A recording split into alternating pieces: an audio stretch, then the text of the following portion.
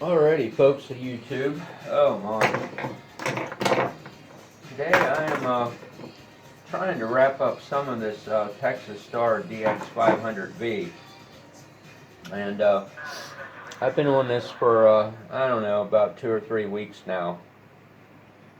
So this is my fan controller board that I made for it. It's on a piece of a FR4 board, which is really thick. It's like 0.187 inches thick, fiberglass. If you've never dealt with this FR4 board, especially stuff this thick, it's a real bear to work with. It will literally destroy everything you try to cut it with.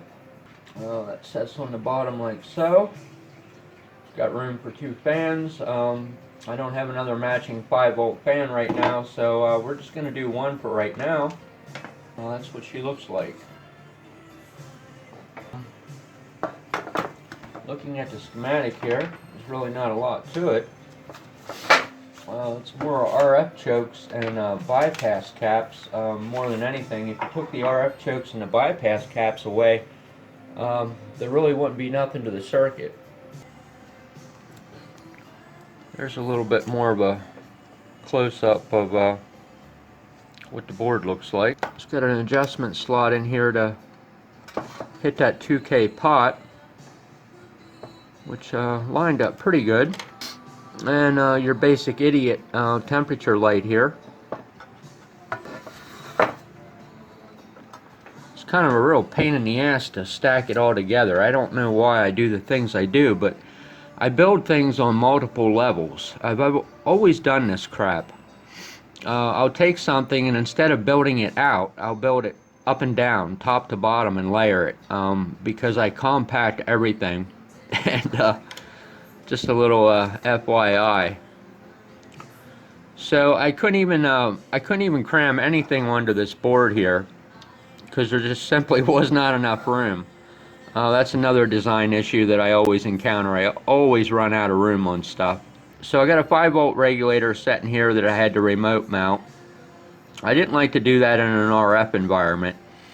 Which kind of relates back to my statement that if you took away all the RF chokes and bypass caps, there really wouldn't be much to this. So I got a bunch of BK200Bs in here for RF chokes, something pretty common, been around since the dawn of time, I guess you could say. A little 1 amp relay to pull the fans on. Just used 1/2 of an LM358. And here's my thermistor wires, which go onto the heatsink on the amp. I just had a big huge 2-pin here. That was all I had to work with, so I just stuck him on. And like I said, your basic idiot light up here, which is just basically tied across the fans. So I have a 3.3 volt voltage reference here, isolated from everything else, just to feed my pickoff point for this comparator.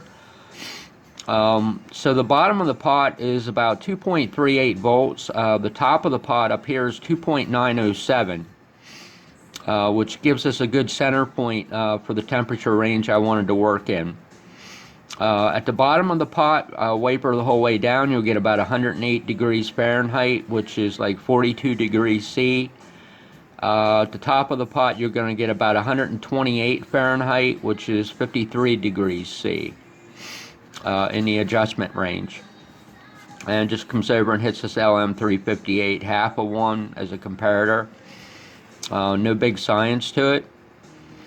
I was going to put a test button in here, but I can't find a push button switch to do that right now.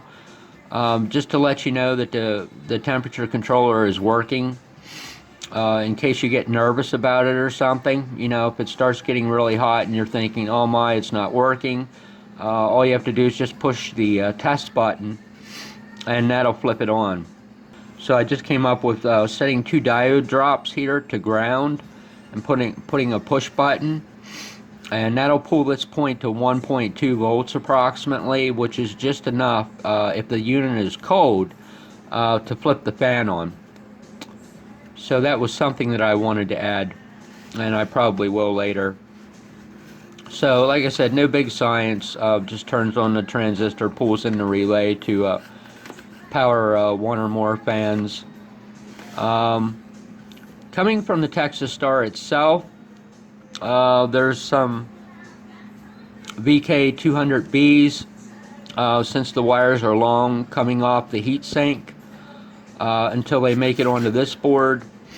I got RF chokes on them. So right here is actually the thermistor setting. It's basically 100K at room temperature. It's an NTC. So as temperature goes up, resistance goes down. As resistance goes down, temperature goes up. This voltage rises up until it exceeds this point. Once this exceeds that, this will flip high. There's hysteresis feedback on a 10 meg, which is going to give you a fairly good window of turn off versus turn on. So the fan should not run forever, but by the same token, the fan should not short cycle. I think the real big science to this is how to mount the thermistor, and I'll get to that here in a second. So as I said, there's no big science to that other stuff that I did, that's for darn sure. But there is a little bit of rocket science to this, and that is how in the heck to mount a thermistor, because that's the most crucial part of the whole operation. If the thermistor isn't right, nothing else is going to be right. So the best way to do this, all things being equal, is this NTC thermistor that I had right here had a ring terminal on it. So what I did is I cut the ring off and ground and actually did a little bit of a taper on the very bottom of it. And then I measured from the center point of those emitters to the center point of the emitters over here. And there's some lines down here that you probably can't see. So right there's the center line on that board. Right back here's the center line, right where those two emitters join together on the board there. And divvied it up and split it right down the center. So right there's the center point between those two boards. That's where the most of the heat is going to be at on the heat sink until it starts to spread. But unfortunately, I couldn't do a centering from side to side because of the board layout, the way the boards are stacked in here. So I just kind of had to shoot him as far to the left as I could. So I drilled down in here, long story short, 2/10 of an inch, maybe slightly over. The heatsink I think was only like somewhere around a quarter, maybe 0.28 inches thick, I don't quite remember. So I didn't want to burn the whole way through the heatsink, but I wanted to get it as far to the bottom as I could. I got him down a little over 2/10 of an inch, and it was a perfect fit where I actually had to snug him in there. So he is completely in there. There's no gaps, no space, no nothing. So whatever is on this heatsink is what that thermistor is going to see, and that's what you want to do. Now the other big issue is this. You don't want to hang a thermistor out in the air where it's going to be picking up ambient airflow temps from the fan, because all that's going to make the fan controller do is short cycle, meaning that as soon as the fan turns on, air from the fan hits the thermistor, cools it off too quickly, and the fan unit's going to shut off even though the heatsink temperature is high. So the important thing is to isolate the airflow from the fans hitting the thermistor, and really the best way to do that is to sink it as low as you can and then put some goop around the top so air can't hit the top surface of the heatsink. So I think I elaborated on that enough, so just bear with me. So I'll just do a little self-test on it here before I show you what it looks like when I stick this whole big mess together. check the voltages first.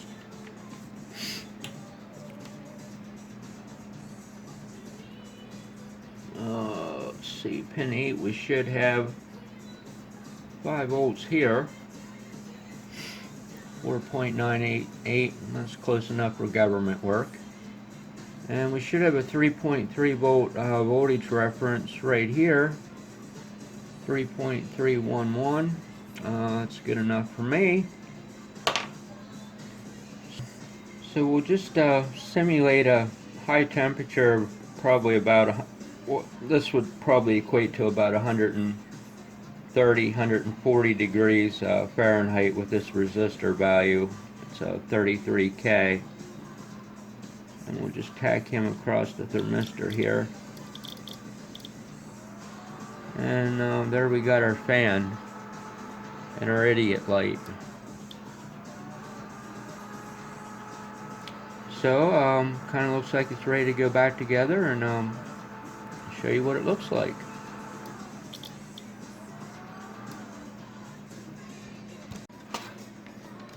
So it's not too terribly bad to put together. Once you get the swing of things, at least the way I did this one. The only downfall to putting this Texas Star in and out of commission is these stinking sheet metal screws. When they go through that cheesy little thin aluminum chassis, they just shear off a piece of aluminum, and after about 2 or 3 times you got aluminum laying in the amp, and you got a hole that's stripped out. I mean, even if you just tweak them in the most gentle way, it happens every single time, and I'm going to address that problem and get a fix for that one. Alright, let's put it together. And this lines up really well. There's no slop in the holes anywhere. So when you put this thing together, like I did it here, you don't have to really cheat any of the holes to get things to line up.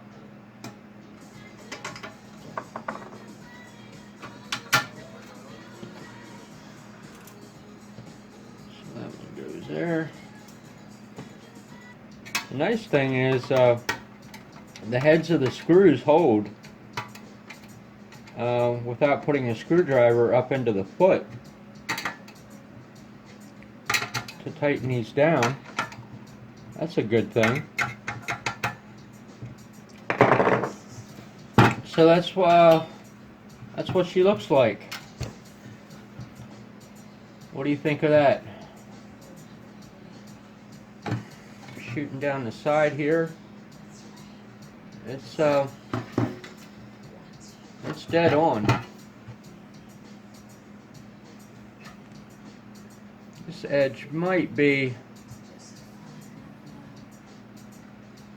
a very small, minute amount over that edge, but you know, I think I can kind of live with that. This is completely flush. The standoffs are cut to the right length, so this sets perfectly down on there, and hits the standoff at the same height.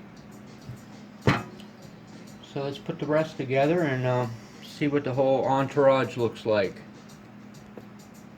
Actually, before I do that, before I run into a massive train wreck here, I'm going to cut these stinking screw heads or threads off of here before these things go down in there and hit the feedback network. And I know they won't. They're not that long, but you know what? I don't take chances. So I'm going to zip these off first.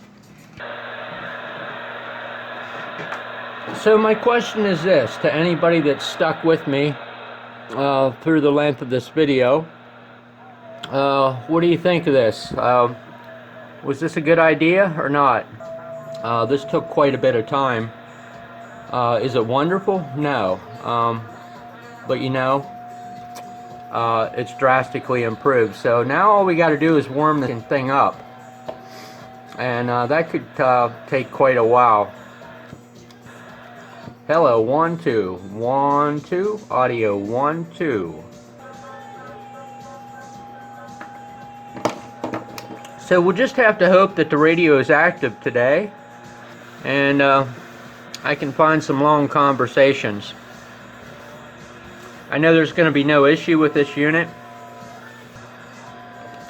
I would stake everything on that. This thing will run trouble-free for a very, very long time. Hey, I hope you enjoyed the video. I hope you learned something. Thank you for watching very much. Have yourself a wonderful day.